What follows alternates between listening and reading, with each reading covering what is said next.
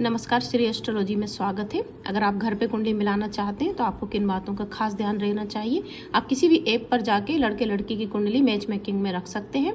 आप देख रहे हैं कि यहाँ पे मैंने कुछ जगहों पे मंगल लिख रखा है। अगर कुंडली के लग्न कुंडली में इन स्थानों पर मंगल है तो उस कुंडली को मांगलिक कुंडली माना जाता है। ऐसे में दूसरे पार्टनर की कुंडली भी मांगलिक होना चाहिए।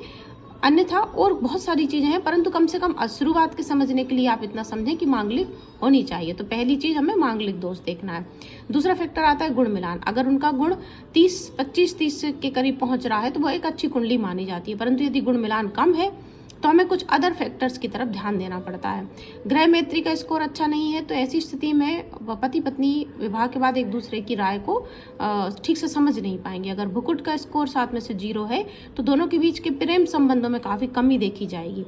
वही नाड़ी दोष जो सबसे अधिक मान्यता प्राप्त है, जिसको कि नाड़ी दोष का स्कोर अगर 0 आ रहा है तो उन दोनों के विवाह के बाद समस्याएं आएंगी और प्रोजनी अर्थात संतान प्राप्ति में कई तरह की दिक्कतें देखना पड़ेंगी।